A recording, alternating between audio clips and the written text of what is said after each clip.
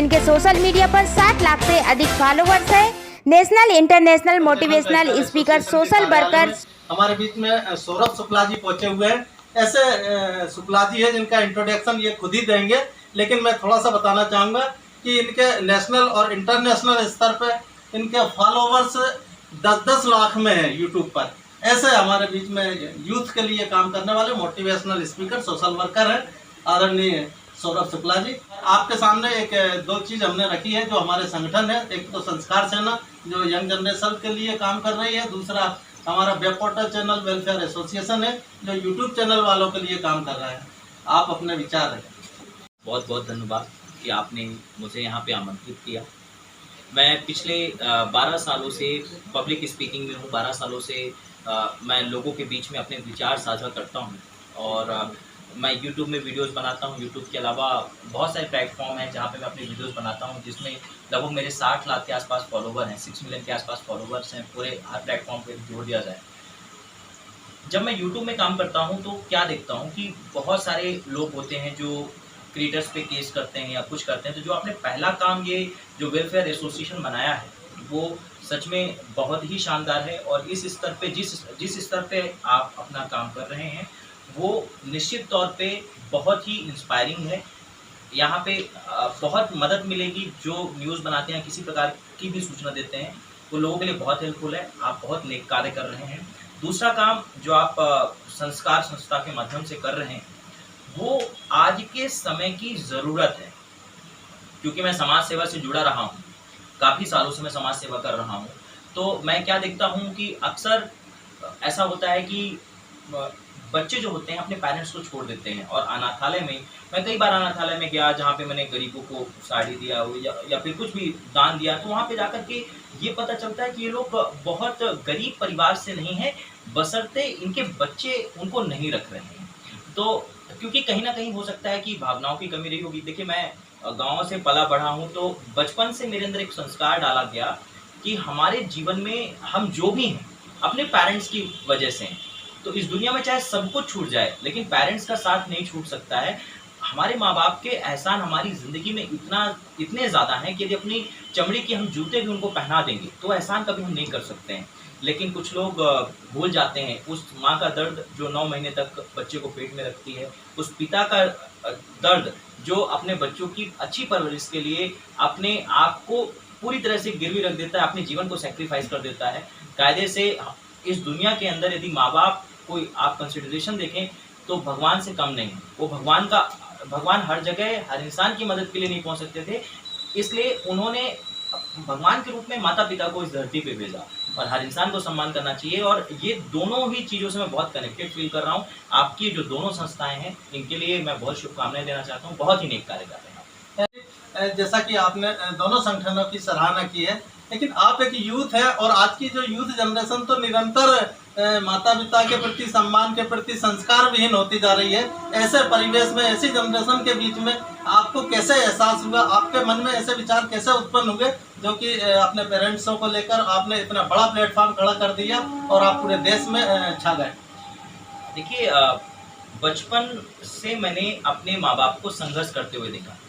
समस्या क्या है आज के युवाओं की कि वो पास्ट बहुत जल्दी भूल जाते हैं कि वो कहाँ से उठे हैं, कैसे उनके माँ बाप ने उनको पढ़ाया। मैंने अपनी माँ का संघर्ष देखा है कि जब वो किस तरीके से संघर्ष करती थी हमें पढ़ाने के लिए। पिता का संघर्ष देखा है कि दिन रात कैसे मेहनत करते थे हर चीज़ में। आज भी मैं इतना बड़ा हो गया हूँ, आज भी देखता हूँ कि मेरी मम्मी का फ़ोन दिन में 2-3 बार आ ही जाता है, पापा का आ जाता है। वो पूछते हैं, भले ही मैं कॉल करूँ या ना करूँ, उनका खुद से कॉल आ जाता है। तो यदि कोई इंसान आज की डेट में निस्वार्थ भाव से हमारी सेवा कर सकता है या फिर हमारा ध्यान रखता है, वो हमारे माता पिता होते हैं।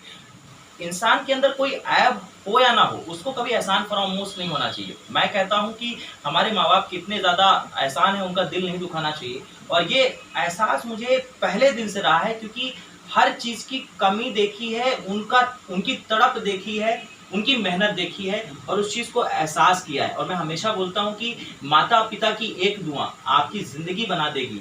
वो खुद रो लेंगे लेकिन आपकी ज़िंदगी में खुशियाँ बिखेर देंगे। कभी भी उनकी आंखों के अंदर आंसू की दो बूंद टपकने भी मत देना।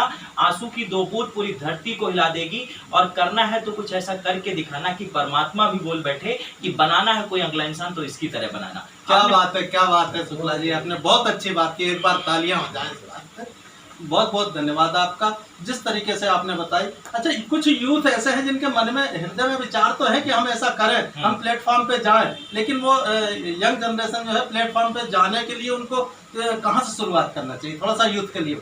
देखिए, जहाँ तक पेरेंट्स का सेवा भाव है तो इंसान अपने पेरेंट्स के लिए सेवा किसी प्रकार से कर सकता है। और यदि एक यूथ अपने आप के लिए प्लेटफॉर्म खोज रहा है तो जरूरी नहीं कि प्लेटफॉर्म बड़ा ही हो, वो अपने स्तर पे भी जाकर के अपने पेरेंट्स की तरह लोगों की भी सेवा भाव कर सकता है, लोगों के अंदर भी जागृति ला सकता है, अपने फेसबुक के माध्यम से, अपने इंस्टाग्राम के माध्यम से, अपने यूट्यूब के माध्यम से। आज की डेट में दुनिया बहुत ऐसा है कि आप बहुत इजीली पहुंच सकते हैं, लेकिन आपके विचारों में दम होना चाहिए, आपके कंटेंट में दम होना चाहिए। यूट्यूब में आप फेमस हो सकते हैं, इंस्टाग्राम में आप फेमस हो सकते हैं, आप बहुत सारे प्लेटफॉर्म है। तो मेरा सजेशन ये है कि कुछ भी करें लेकिन उसकी शुरुआत तो करें, है ना। कहते हैं ना कि मंजिल तो मिल जाएगी भटकते ही सही, गुमराह तो वो है जो घर से निकले ही नहीं। तो आपको सोचना तो पड़ेगा ही, और जब आपने सोचा है तो पहला स्टेप लेना ही पड़ेगा। अधिकतर लोग सिर्फ सोचने में ही निकाल देते हैं समय। यदि कोई भी विचार आपके मन में आया है तो उसको सिर्फ विचार मत रखिए, बल्कि उसका आप अपने जीवन में उसको उद्देश्य बनाइए और उस चीज को करने लगेंगे। जैसे मैंने जब YouTube शुरू किया था तो कोई इतना बड़ा उद्देश्य नहीं था कि इतना बड़ा चैनल बन जाएगा। कभी मैंने इंस्टाग्राम में वीडियो डालना शुरू किया तो मैंने कभी ये सोचा नहीं था कि इतना बड़ा बन जाएगा। बस वो मैंने शुरू कर दिया और कहते हैं ना कि रास्ता बनता गया और लोग मिलते गए, कारवां बनता गया। सो वही है कि आप एक बार शुरुआत कर देते हैं, आपका काम हो जाता है। देखिए, जिंदगी में मैं कई मुसीबतों में फंसा हूँ, मैं कई बार संघर्ष भी किया है, लेकिन मेरी एक बहुत अच्छी आदत है कि मैं कभी हार नहीं मानता हूँ। मैं बहुत अजीब टाइप का प्राणी हूँ। यदि मेरे साथ कुछ बुरा भी हो जाता है ना तो आई डोंट केयर, मतलब ठीक है, होना था जो होना था हो गया। ना मैं पुरानी सफलता को अपने साथ रख के चलता हूँ, ना ही पुरानी असफलता को। मैं हर एक दिन नया मानता हूँ, सीखता हूँ, जिद्दी हूँ और इस बात पे विश्वास है कि मैं कर जाऊंगा। मुझे किसी चीज की घबराहट नहीं होती है कि यार क्या हो जाएगा कल की डेट में। अच्छा सौरभ जी, एक बात बताइए, आप जो आज की डेट में जो आपकी वीडियोस रिलीज होती हैं तो यूथ उसमें किस टाइप की वीडियो ज्यादा पसंद करते हैं? देखिए, यूथ आज की डेट में ना बहुत प्रैक्टिकल हो गया है। यदि आप यूथ को कोई भी चीज प्रैक्टिकल चीजों से कनेक्ट करके दिखाते हैं तो उससे वो कनेक्ट होता है। यदि आप कोई एग्जाम्पल देना चाहते हैं तो लाइव एग्जाम्पल दीजिए, कनेक्ट करिए। यदि किसी भी यूथ को आप उसके तार अपने से जोड़ना चाहते हैं तो आप उसको वो बताइए जो वो सुनना चाहता है, जो उसके परिवेश में हो रहा है। आज का यूथ लॉजिक पे बात करता है, आज का यूथ प्रैक्टिकल चीजों पे बात करता है, आज का यूथ सिर्फ मोटिवेशन पे नहीं चलता है, लॉजिक्स पे चलता है। यदि आपका मान लीजिए कोई उद्देश्य है, आपने कोई भी उद्देश्य बनाया, आपने कोई संस्था बनाई है, तो आप ये कहने में अच्छी संस्था लग रही है, लेकिन यूथ कन्विंस तब होगा जब यूथ को आप फैक्ट दिखा पाएंगे। तो फैक्ट के साथ बातें करेंगे, फिर उसमें मोटिवेशन डालेंगे, अपना थॉट डालेंगे तो ज्यादा काम करेगा। अच्छा, आपके लाइफ 10 लाख आपके फॉलोवर्स 10 लाख से भी ज्यादा है, सबसे टॉप मोस्ट वीडियो कौन सी रही आपकी? मेरा एक सीरीज बहुत वायरल होती है जो मैं देता हूँ, मतलब बहुत ज्यादा वायरल होती है, वो है जीतूंगा मतलब जीतूंगा, क्योंकि मेरा जन्म सिर्फ जीतने के लिए हुआ है। मैं हार नहीं मान सकता हूँ। ये मेरी सीरीज है, ये इसमें मिलियंस में व्यूज आते हैं और जब इसका इंतजार करते रहते हैं लोग कि मैं ये वीडियो कब डाल रहा हूँ। सो वो वीडियो अच्छा वायरल होता है, वो कंटेंट अच्छा चलता है, मोटिवेशनल वाला लोग ज्यादा देखते हैं। जी। हाँ, और कोई विशेष पहलू ऐसा जो कि आप यूथ को हमारे चैनल के माध्यम से संदेश देना चाहेंगे?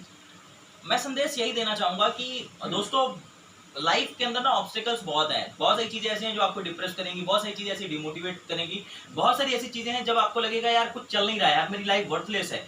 कई बार ऐसा मौका आएगा जब आपको लगेगा कि यार आप हार मान रहे हो, लेकिन उस वक्त हार नहीं मानना है, उस वक्त अपने आप को ना स्टैंड करके रखना है। उस वक्त अपने अंदर एक ताकत लाना है कि यार मुझ में दम है, मैं करके दिखाऊंगा। और मैं आपको बता रहा हूं कि जिंदगी में हमेशा चलते रहना चाहिए, क्योंकि जो पानी कहते हैं ना कि जो थमा रहता है वो सड़ जाता है, जो चलता रहता है वो शुद्ध रहता है। इसलिए लाइफ में खाली मत बैठो, चाहे जिंदगी में कुछ भी हो जाए, कुछ ना कुछ इनिशिएटिव करते रहो। आप जितना ज्यादा खाली रहोगे उतना ज्यादा डिप्रेस रहोगे, इसलिए अपने आप को व्यस्त रखो और मस्त रखो। बहुत बहुत धन्यवाद। एक और चीज मैं आपसे जानना चाहूंगा, आज जो बड़ी संख्या में यूथ छोटी छोटी बातों पे सुसाइड कर लेते हैं, इनके बारे में आप किस प्रकार से मोटिवेट करेंगे देखिए, ऐसे लोगों को? सुसाइड बहुत आसान काम है और आसान काम कोई भी कर सकता है। अब आप इस दुनिया के अंदर आए हो, यदि ईश्वर ने आप पर विश्वास जताया और हमारी दुनिया की सबसे बेहतरीन सर्वश्रेष्ठ प्रजाति इंसान बनाकर भेजा, आप पर ईश्वर ने भरोसा दिखाया कि ये इंसान बनने लायक है।